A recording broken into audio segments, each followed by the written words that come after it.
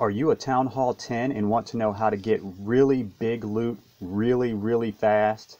Then you have got to watch this episode.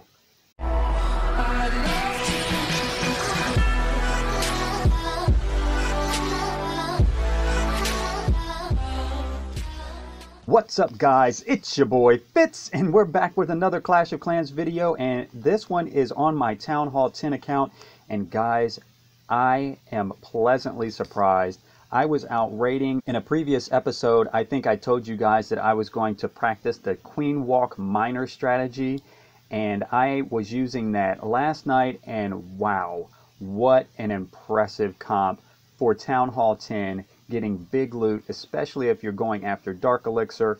And quite frankly guys, even if you are going for the gold and elixir, the regular resources as well, it is massive. As you can see in my season bank, I am already maxed out 5 million on gold, 5 million on elixir, and 50,000 in dark elixir. And I am done, and this was literally done in a matter of less than 2 hours last night, guys. I roughly gained, in the period of 2 hours, not even that, not even 2 hours, it was less than that, roughly 65,000 in dark elixir. And literally it was closer to about an hour and a half. I'm going to show you some of these raids. We're going to go through some replays so that you can see. But look at this top one, guys, 8,400 in dark elixir. The next one down, 1.1 million in gold, almost 1.1 million in elixir, and 7,500 in dark elixir. Look at the next one, 7,000 dark elixir, 4,800 dark elixir, almost another 7,000 in dark elixir. Another one, look at this. It is insane, the amount of dark elixir, and just quite frankly the amount of loot, overall loot that you can get with this comp. You can dig really deep into the bases. As you know, I used the Lunion a lot in Town Hall 9, and as a creature of habit, I went in Town Hall 10 and was using the Lunion as well. And I'll admit, it was getting me good loot, but it was not getting the kind of loot this QueenWalk miner strategy is getting. And I am going to play some replays for you guys right now. We're going to start with this one as the first replay so that you can see how these attacks work. And as you can see, I'm going into a base that looks like it's been attacked once. A fairly low level Town Hall 10, but tons of loot. I start out with my QueenWalk right at the corner of the base, and ultimately guys, what you're trying to do is you're trying to break the queen in, if necessary, to get to the buildings, to really narrow out the base. You're trying to get, and of course the queen, I'm like, what are you doing, queen? I tried to break you in over here.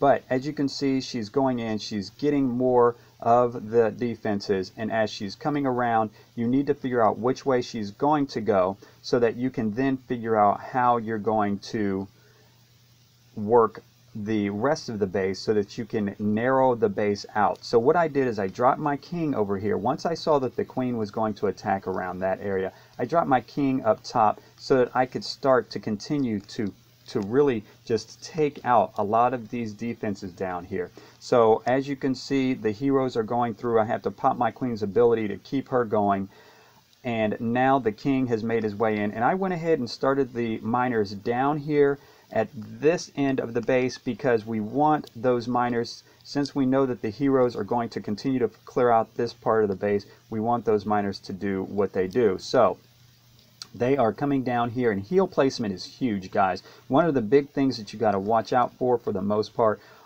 is the splash damage. That's another thing that makes it a very vulnerable base that you're hitting if it has single target infernos, because it's just going after the miners. And as long as you can keep your queen away from the single target, and as you can see, she did get taken out earlier by a single targeting inferno. I could have used the freeze but decided not to, and I didn't even need to because these miners are continuing to wreck through the base, and just keeping them under the heal. You're going to see that I'm going to save this last heal until they get close to that wizard tower. Once the wizard tower starts firing on the miners, you want to drop that heal on the miners and keep them up and to continue to push through the base. The king's coming up to help with a little bit more of the cleanup as the miners are finishing off the base. So that was my first replay that I wanted to show you guys just how I am using this strategy, and I cannot stress enough how important it is for heel placement. That is the biggest challenge, and especially with the miners, because they are difficult to see. And I'll be honest, in the beginning when I was using this comp, I wasn't a big fan. See, I stopped short of finishing that raid because I did not want to go up so high in trophies. But I didn't use the miners in the early stages because I did not want to well, I couldn't see them. I had trouble seeing where the miners were going in on as they were going underground, and you know, they get surrounded by all the other bases and all the activity that's going on the screen, and it's really difficult to keep track of where the miners are. And it still happens to me, guys. Every once in a while I may be working on trying to figure out where to drop a heel, and I just can't figure it out, and by the time I finally see where the miners are, it's too late. So smash a like on this video if that happens to you as well, or if it's just me. But as you can see, I broke my queen in successfully this time. I'm raging her up to get her through some of these defenses so that she can continue to work on narrowing this side of the base. And then as you can see, I've got my king and baby dragon over on the other side of the base, working on creating a funnel on that side, so that when I send the miners in the middle, just as you see them going now, we are going to go in and they will push right through the center, and we'll keep these guys running right through the middle of the base. So as you can see, the stone slammer is coming in and it's doing work as well. And for a lot of these raids, guys, I have not even needed to use my siege machines. It's great to use the stone slammer. As you can see, when those balloons come out, what's nice about using the miners with balloons in the siege machine is that the balloons are actually able to they stay up longer because they are in the heel that's actually being used for the miners. So these balloons just do work because they're being kept up with the heel along with the miners. It's a great combination, and it's really helpful to just take some pressure off of the miners as they're trying to push through this base. And as you can see, the queen is still up. She's going to take on the enemy queen and take her out with using the special ability. She didn't even need the special ability, it was already used. We freeze that in single targeting inferno because we know the queen doesn't do well with that, and now the inferno actually burns out, so we've got free reign on taking that inferno out, and the queen is actually going to finish this base off because all of the miners are gone, and it is another great raid and another big time score on loot. We ended up with 8,400 dark elixir and over 1 million total resources in gold and elixir. Speaking of 1 million, you've got to check out this last replay, guys, and it is a monster attack. This is not your average base. It can be very difficult, especially when I was using Lunion. There was no way that I could get all of this loot. With QueenWalk Miner, especially if it's a dead base, it is toast, guys. We go in with the QueenWalk as before. We're trying to work her in. We're trying to break her into the base. We're going to speed up just a little bit just to get her through the beginning phases.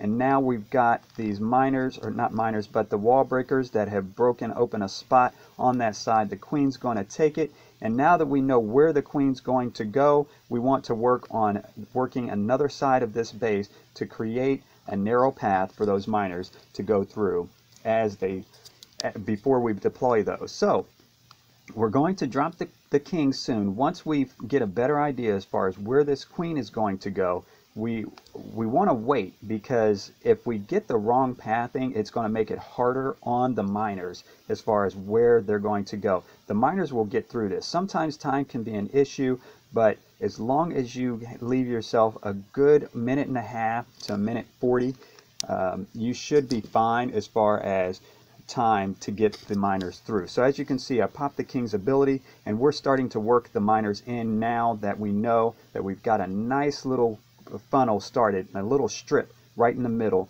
to get these miners going. So as they're coming up on this wizard tower, we know that the wizard tower was distracted by our Barb King for a little bit there, so we didn't bother with a rage, with a heal. But look at this, we've got the heal in there, and I want to show you how great these heal spells placements were, if I may say so myself. I'm going to pat myself on the back a little bit here. Let's pause it. Look at where this heal spell is. Now, as you can see, the wizard tower, and if you can see his attack ring, it's just outside the heal radius, and we've got those miners just inside the heal radius, which means that this heal is going to keep on these miners as they continue to push through these other defenses. And that is how you want to place your heal spells. You want them to be protected as much as possible. You see, you've got another wizard tower over here, so we've got those miners under heal as they continue to push, so that they can stay up through that splash damage from the wizard tower. So we continue to push through. The healers are doing a great job at just sharing their abilities with the miners, bouncing around from the queen to the miners and back to the queen and back to the miners, and they just completely wrecked this base. Look at all of the miners as you can see them tunneling under the ground. Look at all the miners that are still standing up on this max level but yet dead Town Hall 10 base, and just massive, massive, massive loot. So, you know, that is how I have been scoring so much great loot, and how I was able to fill my season bank of 5 million gold and elixir, and over 50,000. Like I said, I got about 65,000 in dark elixir in the matter of about an hour and a half to hour and 45 minutes, and it was just a really, really great feeling to know that we've got a really good farming comp here. So if you're looking for good strategies for getting massive loot during your farming session so that you can get your Town Hall 10 upgraded really, really fast, please check this comp out.